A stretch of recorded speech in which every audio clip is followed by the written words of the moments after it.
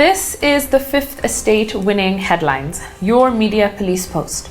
In this segment, we summarize some of the headlines that you may have missed this morning. But we also take a look at the political pieces that we call cartoons in this country. Today is the 19th of January 2021, and I am 2J. I'm JM. And I am Miss K. Again, in case you missed today's headlines, here they are. Daily Nation, UHURU fires at RUTO. The Standard, tough call for UHURU. Wow. And The Star, DP land grab appetite is unrivaled. Yes. Kalonzo. I think let's go in that order. The Daily Nation. Yes. And it talks about yesterday's address by the president on Gikuyu FM stations. He was on 4 Gikuyu FM stations, and he dismissed DP Ruto's hustler versus dynasties talk. He termed it potentially dangerous and divisive to the country. The president also dismissed fears that were captured by the bare-knuckled letter by Senate Majority Whip Irungu Kang'ata that there was an impending flop of the BBI in central Kenya, and he accused the DP Ruto's camp of manipulating the contents of BBI in an attempt to mislead Mount Kenya voters. And he warned Mount Kenya residents that they stood to lose should they be misled and reject the BBI. He also said something that I found particularly interesting, and that central Kenya should put to the test. He said the funny thing is that they're telling you that they will deliver heaven to you. I believe you are wise to realize that the very big things they're promising you can be delivered to you today. And I agree with the president, because he goes on to say that they are in government and no one is opposed to them delivering those promises now. Central Kenya, put it to you. Test the DP and ask him, give me those things today. You are in government. Because isn't that the issue with, the promise of heaven? You have to die in order to, receive those benefits, those gains. But in Christianity, it's different. But here in politics, what are you telling people? Die and then you get a wheelbarrow? I don't know what test it. I agree with Kate. Test it. Ask him to give you those promises now. Finally, he said that he will not compete with Tanga in touring Mount Kenya. And he said he will not be quick to arrest those insulting him. And I quote, someday I will send police to arrest them. Some say I will send police to arrest those when they insult me. But since the foul words do not stick on my body, I remain disinterested. But he or she who attempts to curtail development and peace will truly know I might look like a reined-on lion, but I am certainly not a cat. That's that. The president came out very, I would say, with a lot of authority yesterday. And I think when he spoke in vernacular, as do leaders when they speak in vernacular, they're really able to connect with the electorate, majority of whom speak their language, with a lot more strength and punchiness. Absolutely. It's also true that there's more nuance in our traditional languages. There are certain words that you can say in vernacular or Kiswahili that really there is no translation. There's a certain connection that's very deep. The Standard says pretty much the same. Tough call for UHURU. He makes an impassioned plea for the support of BBI. I don't think there's much difference with what the Daily Nation said. They talk about how he's dismissing the deputy president's hustler nation narrative, telling them that it's stoking a class war. He added that he was not offended by the insult, and I think he really put his foot down and he drew the line and he said, say what you want about me, that doesn't really matter. But the moment you touch the peace of this country or the development agenda that I have for this country, then we have a problem. And I think that was a very it was a great line to draw, because once you get there, you will see that lion. And I think then they go on to mention Sonko's crazy rant that he made on Facebook yesterday. I don't think we'll get into that, because I don't think that Sonko had ever heard the word perennially before yesterday. And no, he did not write that speech. Somebody else wrote it. And I think, touching on what JM was getting at, I think that I don't understand this issue of going back to your base. I don't think there's anything wrong with that. And I think the people who have an issue with it are actually touching at what Professor Mutahi Ngunyi has been getting at, this tribal issue. I think if you have an issue with the president going to his base and speaking in his vernacular language, it means that you have an issue with tribe. So why are we pretending to talk about class issues when we need to deal with the tribal nature of our, political, of our politics, of our society first, before we deal with the class issue? So if you have an issue with, going back to your base, I don't think you understand politics. Yeah, they don't, because every politician has a base. Even that class that William Ruto is talking about is a tribe. Yes, but it's also a tribe in itself. Yes. We are tribal by nature. You can't run away from tribe. Yeah. As we look at the two headlines, Daily Nation versus The Standard, and decide what we keep, we have a three-part criteria that we use to judge the headlines for you. We ask ourselves three questions. Is the headline topical or speculative, repetitive or groundbreaking, and thoughtful or just plain lazy? What do we keep? What do we trash? I would toss The Standard. Tough call for UHURU. I do agree. I agree. So that gives the Daily Nation on the parking bench as we discuss the Star. Yes, so DP land grab appetite is unrivaled. Kalonzo says. Kalonzo is, making known the shameful secrets of the Deputy President, William Ruto, because William Ruto, over the weekend in Bomet, had said that Kalonzo had grabbed land in Yatta. And so the Wiper leader issued a statement yesterday, and he seems to have ganged up together with Raila Odinga and Musalia Mudavadi, who are now throwing salvos at the DP. And what he said is that the DP should be called to account on a few alleged scandals. The first is the land that he grabbed, apparently belonging to the former Vice President Joseph Murumbi. There's some land which he tried to grab at Langata Primary School. Weston is also a very contentious piece of land. 100 acres belonging to the IDP Adrian Muteshri. 39 billion shillings of a fake arms scandal that led to the killing of one of his staffers. And then there's apparently here a businessman who lost 300 million shillings to people in his office, and so on. These are this is a dirty laundry and the shameful secrets. And it's a very, very long list. DP, the vice president, former vice president rather, Kalonzo Musyoka, is laying bare. Yeah. Yes. He also asks a pointed question here. He says, can DP explain what he knows about the loss of billions of public funds meant for the construction of Aurora and Kiwarel dams? So there may be another play on about 10 of them. Yeah, and I think this all just goes back to that narrative that we saw a few years ago of that vacuum cleaner, you know. These are all alleged, claims, and we can't prove them until we see paper. But I think that maybe there's something to this appetite that can never be satisfied. And I think that if the president is telling us, I broke up with this man for a reason, maybe we need to interrogate that ourselves. So I guess another invitation. Yeah, another invitation for us, the Kenyan public. Can we toss out the Star for being both topical and speculative? I didn't know that you could be both of that. Yes, no, guys, let's keep the Star. Let's keep the Star. So Star versus Daily Nation. We give it to the Star. I think we're hung.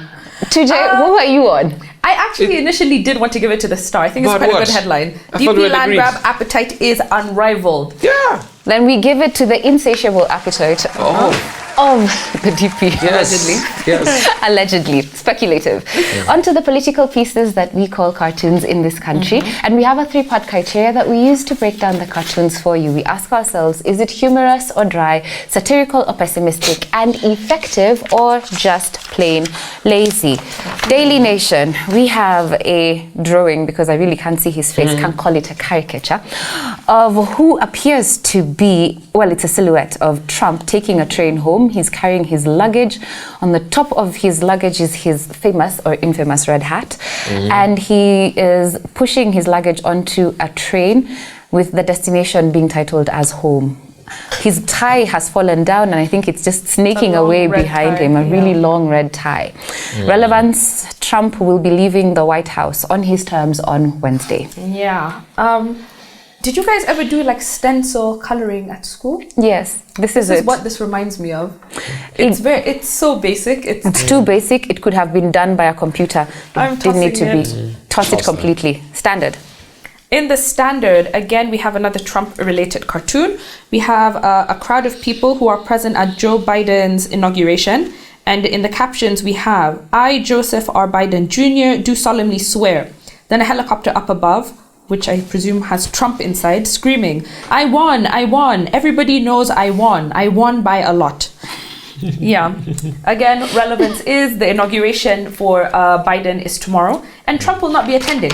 However, I guess current Vice President Mike Pence will be attending as well, because I think at the end of the day, you have to do a handover. You can't anger too many people. I think if Pence still wants to be relevant, he should attend it. Yeah, exactly. Yeah. I would say we toss this as well. Toss it as well. Yeah. By a lot. All right. In the Star, the farce and the fierce. Gosh. Okay, seems to be a play on the Fast and the Furious. And we have caricatures here of Uhuru as a lion by a microphone in a studio, presumably growling, while Kalonzo is depicted as a chameleon on a podium saying, I see. And LSK President Nelson Havi as a dog, woofing, still without his teeth, the teeth in a cup. Dog would and Uhuru here, the caricature is of him growling. Yeah, this is I'm supposing the context here is the recent events that these gentlemen have been present at. LSK had a full day conference, I think yesterday, in which there was a tussle between some parties within. The president obviously spoke on radio, and then you had Kalonzo also speaking to defend himself.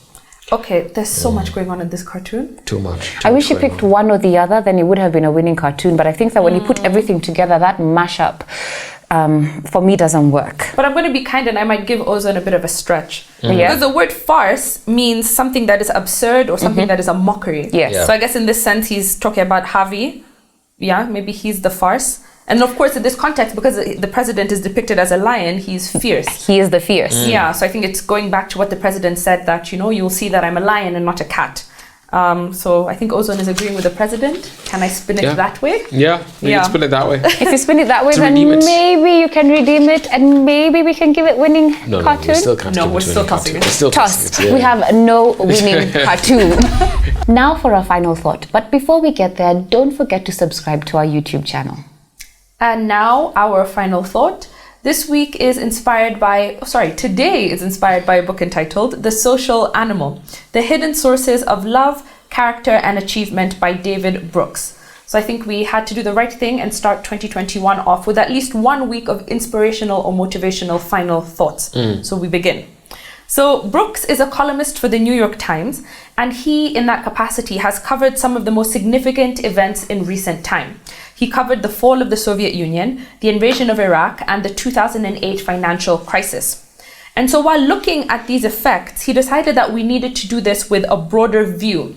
And he began to think that perhaps other people besides policymakers, such as scientists, philosophers, psychologists, and neuroscientists, were the ones who actually had real insight on how people thrive and what causes these failures, like he mentioned, on such a large scale. And so he says in the book, when the Soviet Union fell, we sent economists into Russia, when what they really lacked was social trust. When we evaded Iraq, totally oblivious to the psychological trauma and the cultural identities of Iraq. And then when we had financial regulatory policies based on the ideas that bankers were rational creatures who would make smart decisions. I think based on what happened in 2008, we know that that is not true. And so he says in the book that a scientific revolution has occurred. We have learned more about the human brain in the last 30 years than we did in the last 3,000. And so he begins to talk about the unconscious mind. He says is actually what makes up most of the mind, and it's where most of the brain gets its work done. And so the main idea in the book, he says, is that there are two levels to the mind. On one hand, we have the unconscious mind, and on the other hand, we have the conscious mind. But that he says the unconscious mind is much more important than the second in determining what we do. So just very quickly, the unconscious mind contains all of the thoughts, memories, feelings, and wishes that we have at any given moment. And this is the aspect of our mental processing that we can think and talk about rationally. That's a conscious mind. Then the unconscious mind is the reservoir of feelings, thoughts, urge, and memories that are outside of our conscious memory. They're things that you don't know how you did it. Do you remember learning to walk? No, somehow you just always remember to put right foot, left foot, and so on. And so a lot of the time, he says, we may think that what we're doing is largely under our conscious control, and that we can increase this control by thinking rationally and using willpower and reason, but he says that's all wrong. He says that it's actually accidental emotion, perception, and intuition, that gut feeling you have, that are much more important in shaping our reason and our will. And so he emphasizes that what really matters in people's lives today is how we relate to one another, and that's what is built with your unconscious mind. And he says that now scientists can look at an 18-month-old child with his or her mother and predict with 77% accuracy whether or not that child will go to high school. Very crazy. But he, of course, does caution against, using that as a way to determine a child's future. But he says that it looks at the impact of emotional relationships and what they do to us. And so I guess the question is, how can we make this emotional thought process, that unconscious mind, more acceptable in our day-to-day lives? Because he says in the book, if you went to a Senate or parliamentary hearing trying to make policy based on emotion, people would ask you why you're behaving like Oprah. So I think it's just about finding a way to, take away that stigma in using emotion for rational decision making. Let me speak a little bit, expound on the emotions versus the rational aspect of the brain. So there's a rather pessimistic saying about justice. It says justice is what the judge ate for breakfast. And according to the author, it turns out there's empirical proof. In general, people view things differently depending on whether they're hungry or full. And so he says, when a psychologist at Ben Gurion University followed the work of an Israeli parole board, he found that even judges make decisions based on factors that are completely unrelated to the case at hand. For instance, judges show much more clemency after they've just eaten. More specifically, after meal breaks, judges grant 2/3 of all applications for parole compared to an overall average of just 1/3. So in fact, judges' clemency actually declines the hungrier they get, and it plummets right before meals. So the idea there is your placement in terms of how the judges are going to listen to your case will determine to an extent the outcome. Similarly, the way we evaluate our own lives depends on the weather and other factors, other external factors, as much as it depends on even things like experiences. And so he says this also has an empirical basis. And when a team of researchers asked people about their overall happiness, the answers largely depended on the weather. If the weather was nice, people tended to describe their lives in more positive terms. But when the skies turned grey, life didn't seem all that sunny. That is so true. So we've got to be intentional, I think, as we take on our day-to-day lives, as we put in requests to superiors, as a child would to a parent. Just know, has your mother eaten lunch yet? Exactly. Or if you're approaching your boss at the workplace for a favor, there's a time period, a window in which you could do it. Yeah, very true. Emotions. What I found most interesting was the chapter on learning, specifically the explanation on how we learn. Now, the interesting thing about this book, and the thing that I think that we've not mentioned, is that he takes this hard science about how we think and how we love and how we learn and puts it in the context of a fable. So he says a fable about a gentleman who is called Harold, and he uses the story from Harold's parents, how Harold's parents met, when Harold's parents got him, and how Harold grew up as a child, went to school, and eventually got married. So in the fable, in the book, a story is told about how Harold learned. And in this story, we meet his teacher. She's called Miss Taylor. She's his English teacher, and she got Harold to read a book about ancient Greeks. And Harold really liked the book, and he read it everywhere and wanted to know more. So here, the author, David Brooks, then takes us through the science of learning, and as we follow Harold on his learning journey, to learn more about ancient Greeks, we understand how we learn. And Harold goes through 4 steps in the process of learning that I think all students, parents of young children, and any lifelong learner should read and apply. I'm taking notes. Please take note. Yes. I will, however, focus on step 1 and part of step 2. In step 1, what he calls knowledge acquisition, Miss Taylor asks Harold to keep reading books about Greek life and to bring her back a list of 5 books that he had read. But she was very deliberate about not giving him a list or a curriculum. She wanted him to find the book the way adults find books. Either we browse on Amazon or a bookstore, or we find books by word of mouth and by chance. So then she talks about this gentleman called Benjamin Bloom, who has found that teaching doesn't have to be brilliant right away. That the effect of this first phase of learning seemed to be to get the learner involved, captivated and hooked, to get you to want to know more information and expertise. So the intention is for you as a learner to remain curious and to enjoy your quest for for knowledge. Ironically, as a young parent myself, I've been analyzing the systems of education that we have, and the Finnish system of education uses this semi-structured model of instruction to instill a love for learning in children. So when children start school, and they start school very late, at the age of 7, I think that we would be scandalized seeing as we just dash off our children to school at 1.5. But they subject children to no standardized test until the end of high school. Can you imagine a world in which, for you who went through the Kenyan system of education, either the SAT, if you went to the American, or the Kenya Certificate of Secondary Education was the first test you ever took? I cannot imagine. I would be so glad. Unfathomable. Either way, for the Finnish system, the first test they take is at the end of high school. Anyway, so Harold read 5 books and he brought them back to Mrs. Taylor, which then takes you on to step 2, which I call recognition, but he didn't give a title for. In the fable, Miss Taylor praised Harold for his hard work. And here is where we get to the crux of my thought. Here he quotes a researcher, her name is Carol Dweck, who found that when you praised a student for working hard, you reinforced his identity as an industrious, hardworking person. So a student in this frame of mind, where you've praised them for working hard, is willing to take on more challenging tasks and to view mistakes as part of the working process. But when you praise a student for being smart, on the other hand, you convey the impression that achievement is an inborn trait. I see. And students in that frame of mind would want to continue to appear smart. They're less likely to take on challenging tasks because they don't want to make a mistake and appear stupid. And who can blame them? And there is the critical distinction that we must make.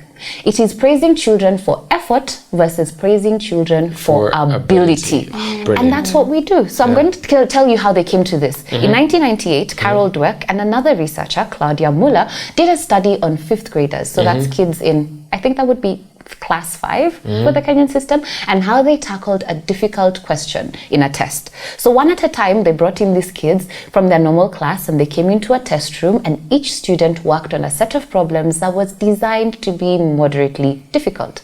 After 4 minutes, the students stopped working and the researchers scored the answers.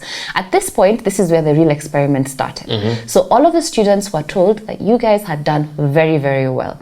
But in some cases, the researchers would tell the student that he or she had done well, but they would praise their ability. They go like, wow, you must have done really well because you're so smart. And at other times, the researchers would praise the students for their effort. They said, wow, you must have worked really hard at these problems. That's why you got so many of them right. Next, they gave all of the students a new set of problems that were designed to be more difficult than the first set. When the students finished, they told them you had all done really badly. So here's the real question. How do they respond to this setback? Now, the kids who were praised for their ability, the ones who were praised, were the ones who saw the second set of problems as fixed. They had a fixed mindset. Because you were told you are really clever, that's why you got these things right, they equated me getting them right to me being good. So because I couldn't get these things right, I am bad. I had a fixed mindset. My education level is fixed. I cannot grow. But the kids who were praised for effort, the ones who were told you worked really hard, that's why you got these things, they had a growth mindset and they were more willing to take on the task and take those things home and work hard at them.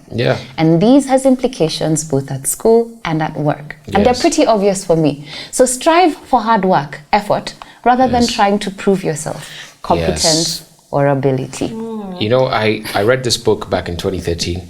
Obviously, I wasn't a parent then.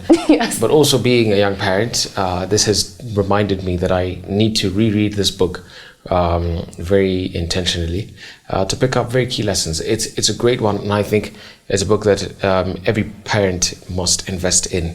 So and if every person, a human being, just ask yourself, do you think about yourself as competent, ability, or do you think yourself as effort? I can work hard and improve my skills. Anyway. Well, I am not a parent. but you can benefit. But I'm hungry, so I hope nobody comes asking me for any favors right now.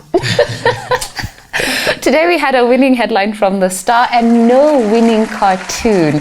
Don't forget to subscribe to our YouTube channel, and you can find us on your TV screens. We are on GoTV Pang Free-to-Air, and Star Times. I will end with a quote from the book itself, from David Brooks in The Social Animal.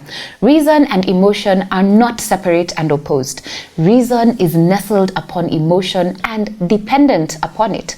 Emotion assigns values to things, and reason can only make choices on the basis of those valuations. The human mind can be pragmatic because deep down it is also romantic. Have a reasonably emotional day.